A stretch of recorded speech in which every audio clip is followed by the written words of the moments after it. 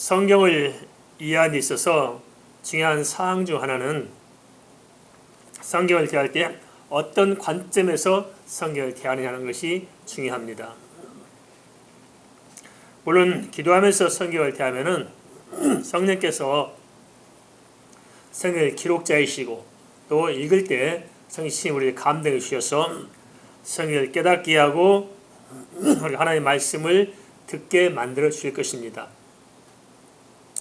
성경을 대하는 것은 조금 다르죠. 우리가 책을 읽는 것과 좀 다릅니다. 책을 읽을 때는 우리가 주체가 돼서 우리가 책을 판단하면서 취사 선택하면서 읽는 거지 않습니까? 성경은 아닙니다. 내가 성경을 취사 선택해서 읽는 것이 아니고 성경이 나를 읽도록 우리를 성경 앞에 내려놓는 것이 성경을 대하는 바람직한 태도입니다. 하지만 어쨌든 간에 우리가 성경을 대할 때 어떤 관점으로 성경을 보느냐는 것이 참 중요합니다. 이것이 잘못되면 성경을 포괄적이고 좀 총체적으로 봐야 되는데 그렇지 못하고 좀 지엽적이고 좀 편협하게 이렇게 접근할 수가 있습니다. 그러면 성경은 뭘 이야기해 주고 있느냐? 그것은 성경은 예수 그리스도라는 관점을 가지고 성경을 접근하기를 요청합니다. 우리도 그렇잖아요. 자기 안경 쓴 걸 가지고 보잖아요. 노란색 쓴 사람 노랗게 보이지 않습니까? 그래서 우리가 예수 그리스도라는 안경을 가지고 성경을 대할 때 성경이 기록한 그것과 우리가 보는 관점이 맞아지기 때문에 성경의 내용이 정확하게 우리 가운데 들어오게 될 것입니다. 그 이유를 요한복음 5장 39절에서는 예수님께서 이렇게 말씀하셨습니다. 너희가 성경에서 영생을 얻는 줄 생각하고 성경을 연구하거니와 이 성경이 곧 내게 대하여 증언하는 것이니라. 성경을 여는 키가 예수 그리스도라고 예수님께서 말씀해 주셨습니다. 이것은 비단 복음서만이 아니고 구약성에 읽건 신약성에 읽건 모든 성경은 다 여는 문이요 뭐냐? 예수 그리스도라는 것입니다. 우리가 건물에 들어갈 때도 문을 통해 들어가야 건물에 들어갈 수 있는 것처럼 성경에 들어가는 문은 예수 그리스도라 하는 것입니다. 이것을 알고 우리가 예수 그리스도의 안경을 쓰고 예수 그리스도의 관점에서 성경을 대할 때 성경 안에는 깊이 있는 하나님의 큰 줄기를 우리가 볼 수 있을 것입니다. 이게 안 되면 혼란을 많이 겪습니다. 우리가 요즘은 개혁교회들이 늘 이야기하고 있는 게 뭐냐면은 구속사적 관점이다. 구속사적 관점. 그 말은 무슨 말이냐? 우리가 알기 쉽게 말씀드리면 어떻게 해야 구원을 받을 수 있는 것인가 하는 구원의 관점으로 성경을 대한다는 것입니다. 그래서 설교도 구속사적 관점으로 설교를 하고 우리 성경 공부도 구속사적 관점으로 성경을 공부해야 된다. 보수 쪽에 있는 그런 교회들이 이런 이야기를 하고 있습니다만은 그러나 여기에도 엄밀한 의미에서 볼 때는 심각한 문제점을 가지고 있다. 언니가 제가 한번 이렇게 알기 쉽게 말씀드린 적이 있습니다. 구원받기 위해서 예수 믿으세요. 이 말이 맞는 말일까요? 틀린 말일까요? 이게 바로 맞는 말처럼 보일지 모르지만 심각한 문제점을 가지고 있다고 말씀드렸습니다. 우리가 구원받기 위해서 예수를 믿는다면 구원은 우리의 목적이 되고 예수님은 하나의 수단이 되고 있지 않습니까? 그렇죠? 그래서 내가 구원받기 위해서 예수님 아니고 다른 뭔가도 선택해서 구원할 수 있다면 그걸 쫓아갈 수 있을 거예요. 그러니까 구속사적 관점 이야기하고 구속사적 강해 설교도 이야기하고 있지만은 사실은 보수적인 신학을 내세우면서도 그 출발적인 신학의 밑바탕 스타트라인을 보면은 이것은 개혁주의 입장이 아니고 사실상 인본주의 입장이 깔려 있다는 것입니다. 인간의 관점에서 인간이 구원을 얻기 위해서 성경을 어떻게 접할 것인가를 이야기하겠다는 거예요. 이게 굉장히 맹점을 좀 가지고 있습니다. 그래서 어떤 전반적인 문제를 통해 볼 때 구원에 가는 걸 하나 예를 들어보더라도 혼란이 많이 겪습니다. 어떤 경우는 구속사 관점을 가져서 접근하는데 해결의 실마리를 못 찾아냅니다. 그래서 사람들이 이제 그러면 신론의 관점에서, 하나님 관점에서 하나님 논으로 성경을 바라보자 하고 풀어가는 경우가 있고, 또 어떤 경우는 인간의 관점에서 인간학으로 사람의 관점, 인간을 가지고 성경을 잡혀서 풀어보자 하는데, 이 하나님의 관점과 인간의 관점이 서로 상충됩니다. 하나님의 절대 주권과 인간의 자유의지가 상충되는 많은 이야기가 나오고 많은 사건, 많은 말씀이 나오기 때문에 이걸 종합적으로 풀어내지 못하니까 혼란을 겪습니다. 그래서 하나님의 애정 작정해 가는 문제 하나만 보더라도 트랜스 종교 회의에서조차도 이 문제를 해결하고 있던 트랜스 종교 회의조차도 어느 때는 신론적 관점에 접근해서 결정해놨는데 어떤 건 인간론 관점에 접근하다 보니까 또 결론이 달라져요. 그러니까 똑같은 회의에서도 결론이 다르게 나와 있고, 유명한 조직신학자들도 역시 마찬가지고 그분들의 신론에 관한 책을 읽어볼 때 그들이 말하는 하나님의 작정이나 이런 예정 같은 것을 이해하는 것과 인간론에서 접근해서 쓴 책에서 또 보면은 하나님의 작정의 예정을 또 달리 말하고 있습니다. 한 사람조차도 서로 상충된 의견을 가지고 통합적인 것을 풀어내지 못하고 있다. 기독교 역사 속에서 그러고 있습니다. 왜 그러냐? 그것은 그 바라보는 관점이 신론이건 인간론이건 기독론 이건 어떤 구속사적인 어떤 좀 이렇게 구원론이건 이렇게 뿔뿔이 흩어져서 통합을 못 찾아내고 있습니다. 그러면 성경은 그럼 이해될 수 없는 것이냐? 그것이 아니고 문제는 뭐냐? 성경을 접하는 인간의 관점 자체가 문제가 있다. 그럼 어떻게 성경을 접해야 되느냐? 그것은 예수 그리스도 기독론적 관점에서 성경을 바라보면은 성경이 보여지기 시작합니다. 하나님을 이해하는 것도 마찬가지입니다. 하나님의 이해를 하나님의 관점에서 하나님을 이해할 수 있느냐? 아닙니다. 성경이 뭘 말하냐? 하나님을 만나는 길이 어디에 있어요? 예수 그리스도에 있습니다. 그래서 예수 그리스도를 통해서 하나님을 바라볼 때 우리는 하나님이 이해가 됩니다. 그래서 세상 사람도 하나님 믿고 산다지만은 그들이 말하는 하나님과 우리 하나님은 같이 틀려요? 틀립니다. 뭐 때문에 달라질까요? 그것은 그 사람들은 그냥 신이라는 큰 개념을 가지고 신을 신으로 막바로 이해하고자 하기 때문에 정말 그 내면을 보시는 안목 자체가 빗나가기 시작한 거예요. 그래서 성경은 예수님 말씀대로 예수 그리스도를 통해서 주님을 만나고 주님의 관점으로 하나님을 바라볼 때 하나님이 누군가를 알 수가 있는 것입니다.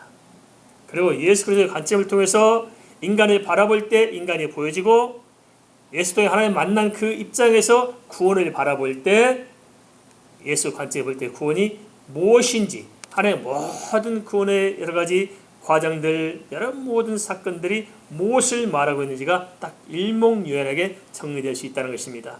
그래서 우리는 성경을 대하는 관점이 중요한데 어떤 관점을 봐야 되느냐? 바로 예수 그리스도라는 관점에서 성경을 봐야 성이 열려지게 되어 있습니다. 이해되십니까? 동의하십니까?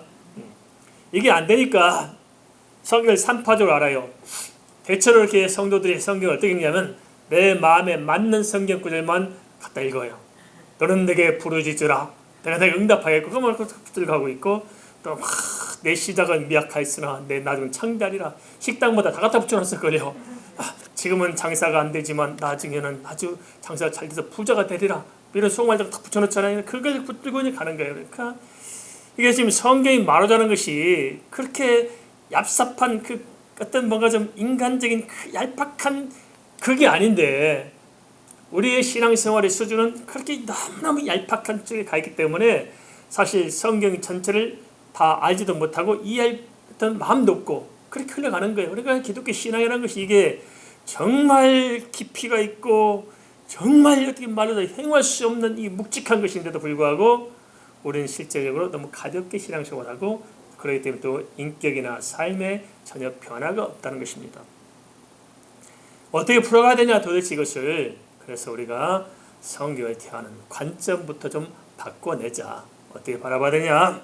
다 내려놓고 예수 그리스도를 성경에서 발견하며 그 그리스도를 통해서 모든 성경의 주제들에게 접하며, 예수 그리스도를 통해서 창세기, 출애굽기, 레위기, 신명기 모든 출애굽까지 모든 전 신구약 성경을 그 관점에서 접하면은 창세기부터 요한계시록까지 일목요연하게 하나로 묶어지고 하나로 탁 정리된 성경의 진리를 우리가 통으로 받아낼 수가 있을 것입니다. 여기까지 이해되셨죠? 제가 고민이 참 많네요. 이게 이렇게 목사가 잘 설명이 될 수 있을까? 많이 들어오시니까 이건 좀 쉽게 이해되죠? 또 이렇게 보니까 대답 안 하시면 이해될 수 있습니다. 그럼 오늘은 우리가 이제 이렇게 나누고 싶은 게 뭐냐면은 창세기를 지금까지 우리가 마쳤어요. 그리고 지난주는 창세기에서 하나님 뭐라 말씀하신가를 이제 창세기 강의 끝나고 이제 살펴봤고, 오늘은 한 2주, 3주 거쳐서 창세기에서 말씀하시는 복음이 뭐냐 하는 것을 다시 한번 주제를 가지고 좀 창세기를 다시 한번 접근해 보려고 합니다. 그래야 우리가 뭔가 남는 게 있을 것 같지 않습니까? 그래서 오늘은 지금까지 말씀드린 부분 중에서 창세기에서 언급된 예수 그리스도에 대해서 한번 좀 이렇게 접근함으로써 예수를 통해서 성경을 본다는 것이 무엇인가 하는 것에 대해서 우리가 좀 감을 좀 잡았으면 좋겠습니다. 뭘 말씀드렸는지 감 잡으셨죠? 근데 지난주에 말씀드렸던 부분을 먼저 잠깐 좀 정리하면 그렇습니다. 그러면 성경에서 제일 먼저 예수에 대해서 나온 성경 구절이 어디냐? 어디 언급되어 있느냐? 그래서 하나님도 마찬가지입니다만 창세기 1장 1절에서 하나님께서 태초에 천지를 창조했다고 말씀하셨잖아요. 그래서 성경의 주어가 제일 처음 나온 게 엘롬이라는 하나님을 가리키는 장음 복수가 등장하는데, 이걸 통해서 하나님께서는 성부, 성자, 성령 삼일체 하나님이라고 말씀드렸잖아요. 성부 하나님도 삼일체 하나님과 동시에 성령 하나님도 삼일체 하나님이시고 성자 예수 그리스도도 삼일체 하나님이라고 말씀드렸습니다. 그래서 성경에서 말하는 예수님은 누구냐 할 때 첫 번째로 언급한 게 뭐냐면 성부, 성자, 성령 삼일체 하나님이라고 예수 그리스도에서 말씀해주고 있다는 것입니다. 이게 전제가 되지 않으면 빗나가게 되어 있습니다. 그래서 자유주의 신학자들은 예수님을 접할 때 어떻게 접하냐면 양분대 부립니다. 하나는 영주의처럼 영의 예수 그리스도만 접하고, 어떤 사람은 또 민중의 예수다, 인간 예수를 이렇게 쫓아가려는 경향이 있습니다. 그래서 자유주의 신학자들은 예수님은 그냥 이 땅에서 육신을 입고 태어난 사람인데 어쩌다 보니까 자기가 하나님처럼 생각이 됐고 민중을 살아나 보니까 그들을 위해서 헌신하게 됐고, 그러다 보니까 민중에 대한 어떤 싹트는 마음이 생겨서 스스로 메시아적인 생각을 갖고 그러다가 십자가에 죽었다, 이렇게 해서 민중운동의 대변자로서 예수 그리스도를 이렇게 가는 거예요. 그리고 예수님의 그 살아온 삶을 통해서 좀 교훈을 얻고 우리 하면 되는 것이지, 자꾸 이렇게 엉뚱하게 바로 흘러갑니다. 그 이유가 뭐냐면 바로 예수님께서 하나님이라는 사실을 놓치기 때문에 그렇습니다. 그래서 이 땅에 그리스도 오기 전에 이미 예수님께서는, 이미 우리의 그리스도는 이미 하나님이셨다. 믿습니까? 이걸 성경이 이야기해주고 있다는 것이고요.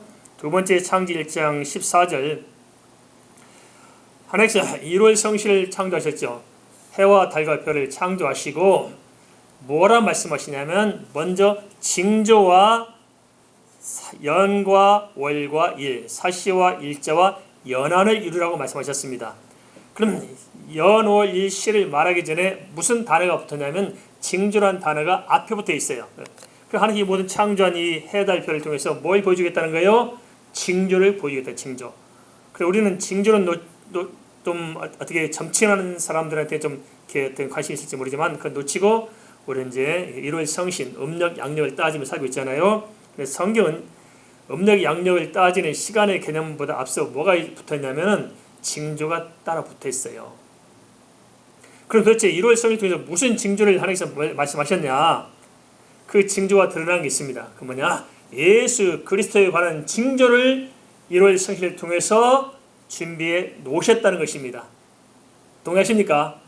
그게 뭐냐 했을 때 말씀드렸던 대로 예수님이 탄생하실 때 동방의 박사들이 뭘 보고 쫓아왔어요? 하늘의 별의 징조를 보고 쫓아온 거예요.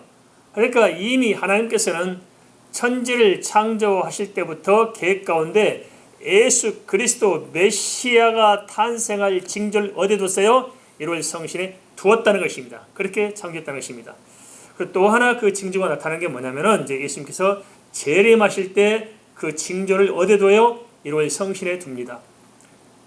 예수님의 재림 때는 어떤 일이 벌어지냐면 누누이 말씀드렸습니다만은 하늘의 모든 하나님의 창조했던 첫 번째 창조는 모두 1월 성신 모든 것들이 다 체질이 풀어지고 사라져버리고 새하늘과 새 땅이 다가오게 되어 있습니다. 그래서 우리가 마지막 주님이 재림하는 그 순간, 카운트다운 되는 그 순간, 이건 순간적인 사실입니다. 인간의 시간이 하나님의 시간으로 대치되고 이 3차원 세계가 새롭게 바뀌어지는 그 순간 어떤 일이 벌어지느냐, 모든 1월 성신을 통해서 예수 그리스도의 재림의 징조를 보여주고 새로운 세계, 새 창조의 새하늘 새 땅의 징조를 뭐를 통해 보여주냐? 1월 성신을 통해서 보여준다는 것입니다. 그래서 예수님의 탄생과 예수님의 재림의 사건을 하나님이 어디다 두셨느냐? 하나님의 창조한 세계 속에 담아놓았다 하는 것을 볼 수 있습니다. 세 번째로 에덴 동산에 두 나무가 있었죠. 하나는 생명나무가 있었고 하나는 선악을 알게 하는 나무가 있었습니다. 선악을 알게 하는 나무는 하나님의 언약을 상징합니다. 하나님은 우리의 하나님, 인간은 하나님의 백성, 하나님 우리의 아버지, 우리 하나님의 자녀. 하나님과 인간의 언약 속에서 인간이 살아갈 수 있도록 하나님께서 이렇게 기억하도록 선악을 알게 나무 실과를 이렇게 먹지 말도록 하셨지 않습니까? 그 선악을 알게 나무 실과는 하나님과 인간의 언약을 상징하고 동시에 하나님의 율법을 상징하고 또 하나님의 공의를 상징하는 것입니다. 그 반면에 또 뭐가 있냐면 생명나무가 있는데 이 생명나무는 예수 그리스도의 생명을 상징합니다. 예수 그리스도의 생명, 그것은 또한 생명으로 살고자 하는 하나님의 사랑에 담겨 있는 것이고 그 언약을 완성해내는 것을 바로 보여주고 있습니다. 그래서 에덴 동산 자체 안에 벌써 하나님께서는 누구를 보여주셨어요? 예수 그리스도를 보여주고 있었다는 것입니다. 이처럼 하나님께서는 창세기에 벌써 예수 그리스도에 대해서 쭉 보여주면서 예수 그리스도로 시작해서 구원의 역사가 시작됨을 우리로 알게 하고 있습니다. 근데 에덴 동산은 천국 하나님 보호자와 비슷합니다. 천국의 하나님 보호자를 모델로 만든 게 에덴 동산입니다. 그래서 하나님의 보호자로부터 생수가 흘러넘쳐서 만물을 살게 하죠. 생명이 싹트고 생명이 왕성하게 되죠. 에덴 동산에도 4개의 강이 흘러넘치면서 살게 만들어주죠. 그리고 예수 그리스도의 그 생명이 에덴 동산 아닌 것처럼 천국 보호자도 예수 그리스도의 생명을 통해서 영원히 지속될 것입니다. 그런 모든 천국 보호자의 모든 것을 바로 이렇게 에덴 동산을 통해서 보여줬고 거기서 뭘 보여주냐? 예수 그리스도를 지금 보여주겠다는 것입니다. 그래서 창세기는 뭘 담고 있느냐? 예수 그리스도의 구원의 역사의 시작을 담고 있다. 이렇게 볼 수 있습니다.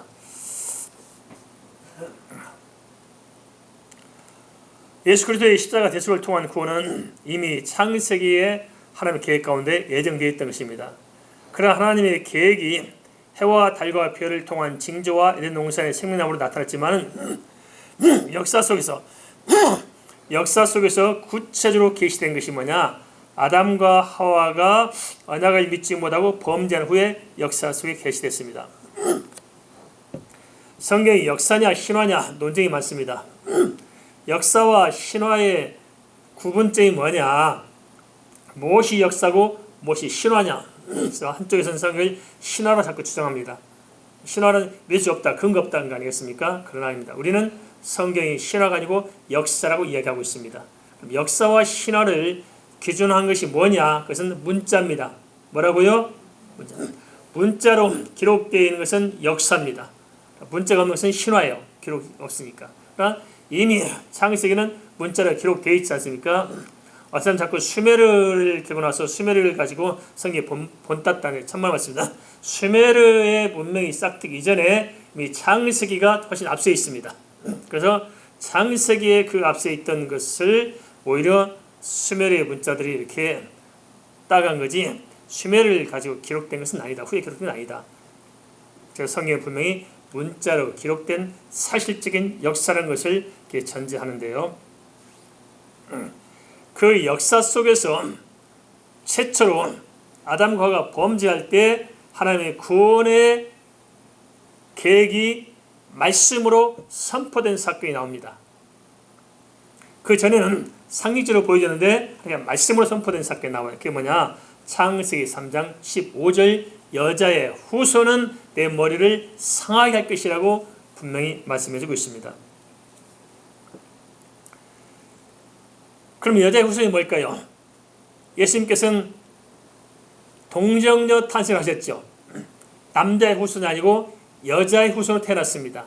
그 남자가 아닌 여자만으로서 성녀로 잉태해서 태어날 것을 언제 이야기하느냐? 아담과 하와가 범죄한 그 순간 이미 하나님께서 말씀해 주셨다는 것입니다.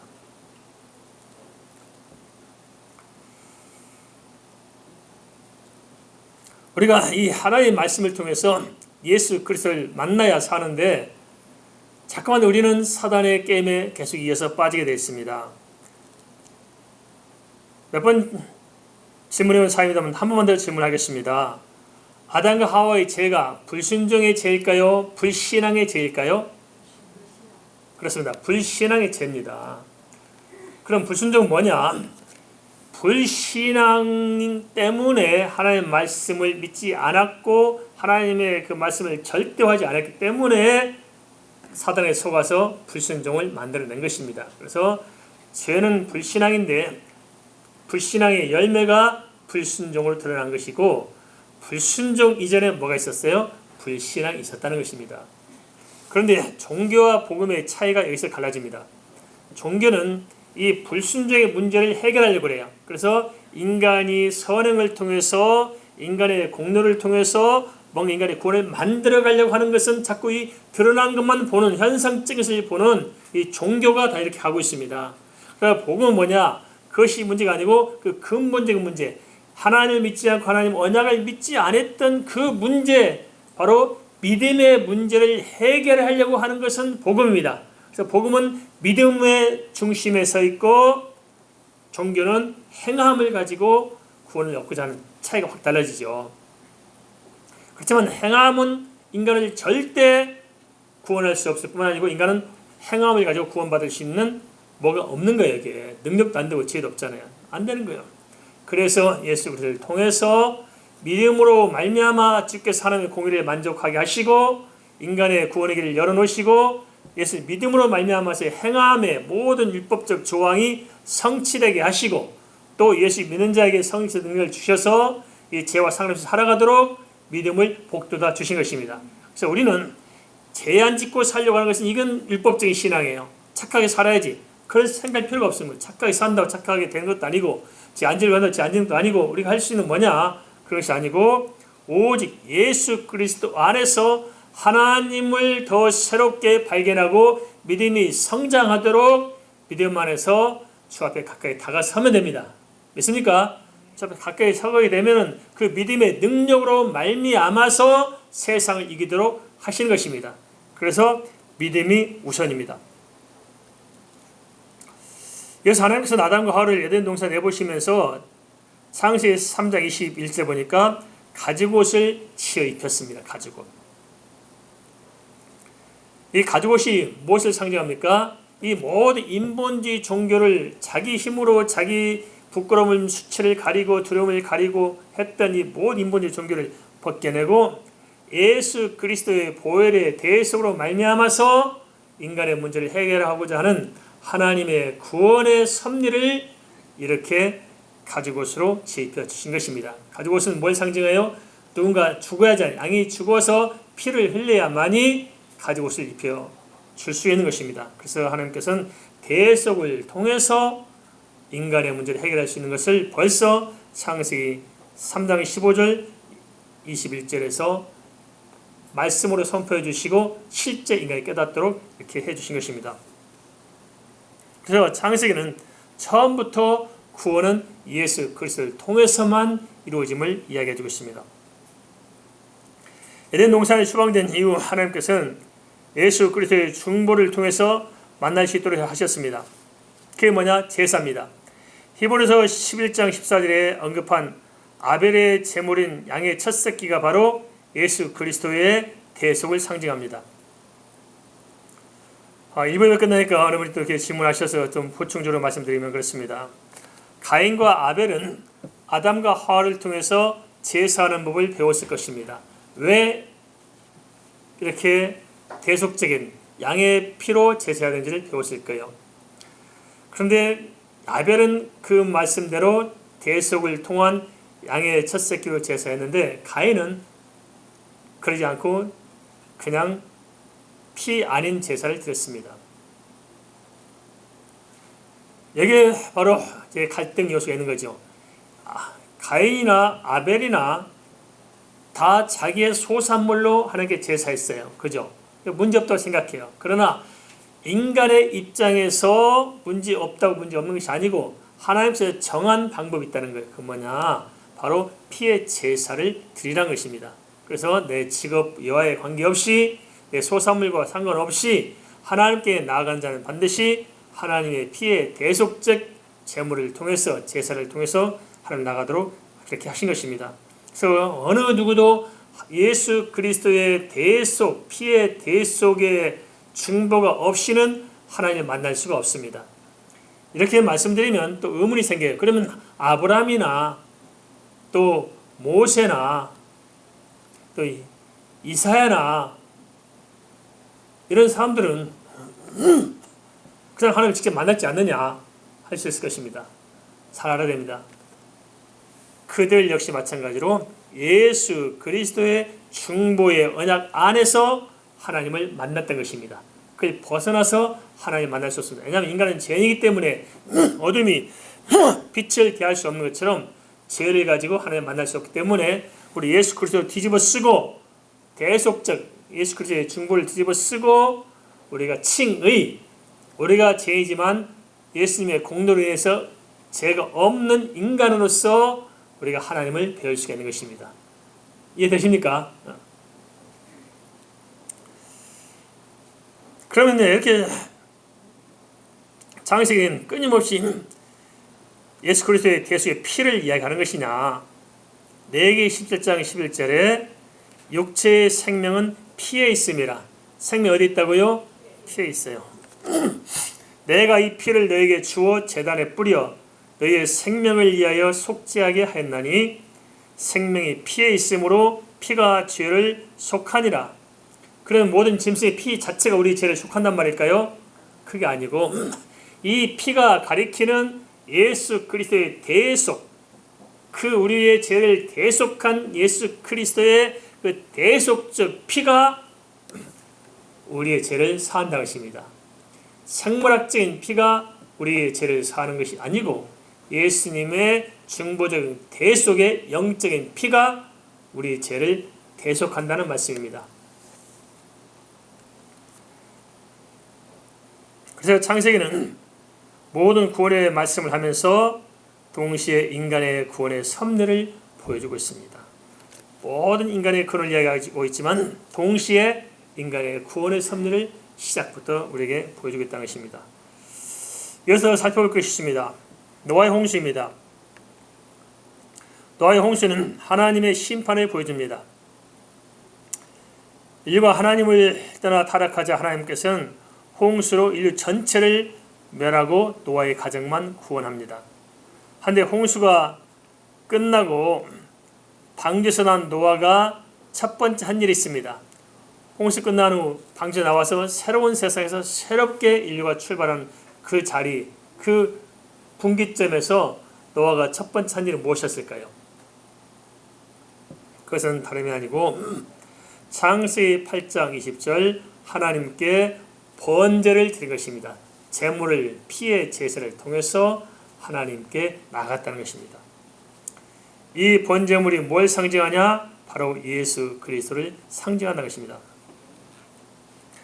그 위에 또 하나 이어서 창세기 9장 3절에 보니까 하나님께서 사람에게 먹을거리를 바꿔줘요. 그때 비로소 사람이 뭘 먹도록 하냐면 사람에게 살아있는 동물도 우리의 식물로 먹을거리로 주셨습니다.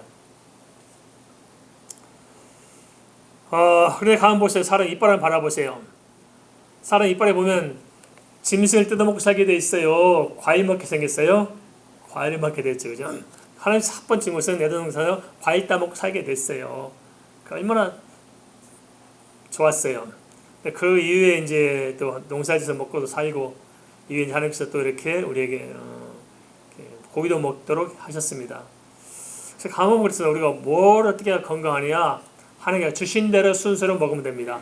과일을 많이 드시고, 그 다음에 채소를 드시고, 고기는 나중에 좀 먹고, 그렇죠? 이렇게 살면 건강할 수 있어요.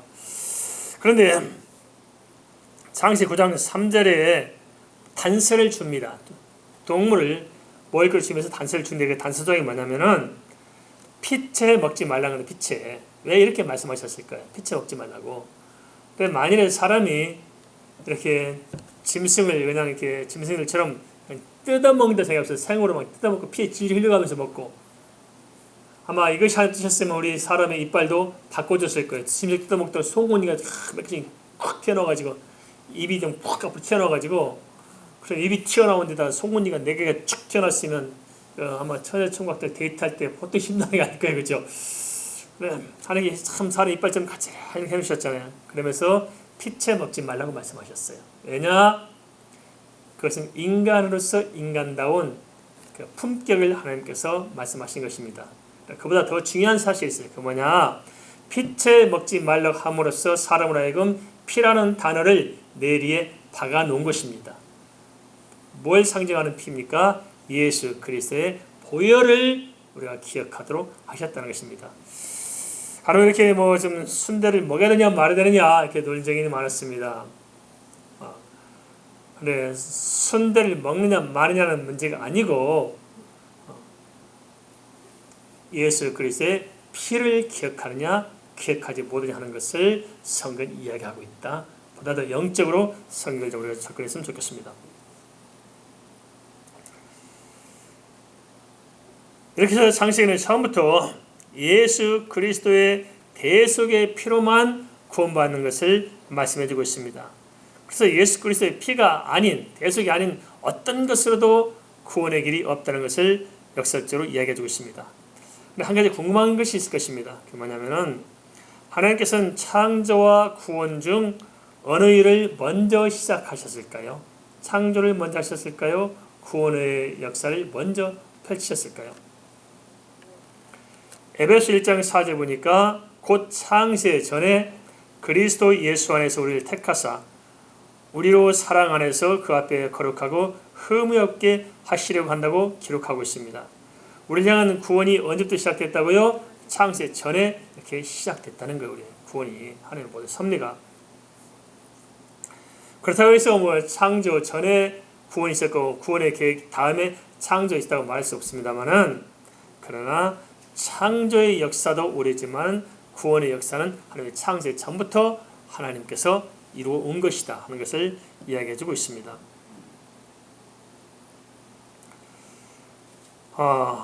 이걸 통해서 오늘날 우리가 예수 믿고 구원받은 사실이 얼마나 크고 위대한 것인가를 알도록 하십니다. 우리는 예수 믿고 살면서도 내가 예수 믿고 구원받았던 사실이 그렇게 크게 보이고 그냥 인생의 절대적인 것처럼 느끼지 않을 수 있습니다. 그러면 아닙니다. 성경에서 말한 것은 예수 믿고 구원받은 것은 모든 것을 다 이룬 겁니다. 믿습니까? 예수 믿고 구원받은 것, 이 사실을 하나만 가지고도 우리의 모든 축복을 다 받았습니다. 믿습니까? 그래서 다윗은 여호와는 나의 목자시니 내게 부족함이 없다고 고백하고 있지 않습니까? 모든 것이 다 이루어졌어요. 내가 진리를 알지니 진리는 너를 자유케 하리라. 이 예수 믿고 구원받았다. 다 끝난 겁니다. 할렐루야. 나머지 생애는 뭐 어떻게 뒤집어 가건 거꾸로 매달려 가건 끝난 겁니다. 우리 영원한 천국인 줄 믿습니다. 이것을 언제부터 이야기하고 있냐? 창세 전부터 하나님께서 이야기하고 있는데 우리는 그 사실은 별로 중요하지 않아요. 다 잊어버리고 살고 그냥 조그만 거 가지고 매일 살면서 너무 얄팍한 신앙생활, 너무 이렇게 값싼 신앙에 젖어 살고 있는 것이 아니냐는 것입니다. 창세기를 통해서 우리가 살펴본 예수 그리스도와 복음을 통해서 우리는 성경이 말하고자 하는 본질과 좀 다시 한번 접근해서 만났으면 좋겠습니다. 뭘 말하느냐? 구원은 오직 예수 그리스도밖에 없습니다. 믿습니까? 처음부터 하나님께서는 대속의 피를 통한 구원만을 말씀하셨지 달리 말씀하지 않았습니다. 우리가 믿는 예수님은 누구냐? 그분은 하나님이시고 우리의 대속자 되심을 명확하게 성경은 이야기해주고 있다는 것입니다. 그리고 두 번째, 구원의 시작은 뭐냐? 그것은 우리가 교회 다닐 때부터 구원이 시작된 것이 아니고 창세 전부터 시작된 구원이라는 사실 알므로 내가 예수 믿는 이 구원이라는 것이 얼마나 오랜 역사 속에서 이루어져 왔는가 하는 것을 깨닫고 내가 예수 믿는 것을 좀 소중하게 생각했으면 좋겠습니다. 절대 믿음을 놓치지 말기 바랍니다. 그리고 이 모든 창세기의 이 복음을 통해서 정말 하나님께서 우리를 위한 구원을 얼마나 애틋하게 오랜 세월 동안 준비해 오셨는가 하는 것을 보여주므로 또한 우리가 하나님의 사랑을 알도록 지금 말씀하고 있습니다. 세상 사람들이 기독교를 비판하는 것 중에 하나가 너무 가볍다는 것입니다. 이런 말을 들을 때마다 속이 상하죠, 사실. 그게 아닌데. 그런데 표면적으로 보면 기독교가 가벼운 게 사실이에요. 왜냐? 불교는 설악산 가보니까 그 부채 하나 만들어 놨는데 무거운 것이 그 몇 톤이래, 몇 톤. 얼마나 무거워요, 그죠? 우리 강대상 혼자도 들 수 있어요. 그리고 머리 깎고 도포 있고 목탁두둑 앉아 있고 절간에 굉장히 지어놓고 있으니까 얼마나 묵직해 보이겠습니까? 또 가톨릭도 마찬가지입니다. 그 다양한 그 퍼포먼스, 예술을 뛰어넘는 그 웅장함들 얼마나 무거워 보이겠습니까? 장가도 안 가고 무슨 까만 거 걸치고 있지, 신분 모자 쓰고 있고 뭐 염주 걸고 있지, 묵직해 보일 수 있어요. 기독교는 뭐 그런 걸 내세웠겠어요? 아니에요. 그래, 기독교가 가볍다는 말한 것은 그보다는 또 어떤 면이냐? 크리스천들에 대한 비판적인 시각을 교회 다니는 사람들이 참 가볍다. 말이 가볍고 처신말이 가볍다는 거 알겠습니까? 이건 좀 억울하지만은 우리가 한번 생각해볼 여지가 있습니다. 도대체 왜 그럴까? 그것은 진정 성경을 통해서 예수 그리스도 안에 있는 이 복음의 이 웅장하고 깊이 있고 이 끝없는 이 어마어마한 이것을 우리가 알고 믿고 만나고 그 안에 있어야 되는데 그렇지 못하기 때문에 표면적인 신앙생활, 너무 가볍게 믿고 너무 쉽게 생각하는 것들이 바로 그러한 비판의 여지를 제공한 것이 아니겠냐는 생각이 듭니다. 하지만 우리가 창세기를 통해서만 보더라도 이 우리의 구원이 얼마나 막중한 것이고 얼마나 깊이 있는 것이고 얼마나 놀라운 하나님의 섭리인 것을 알 수 있지 않겠습니까? 우리에게 있는 이 믿음이라는 것이 그렇게 주어진 것입니다. 예수 믿는 이 믿음이 얼마나 소중한 것을 아시고 이 믿음 붙들고 주 앞에서 믿음의 사람으로서 손색 없이 살아갈 수 있기를 주의 이름으로 축원을 드립니다.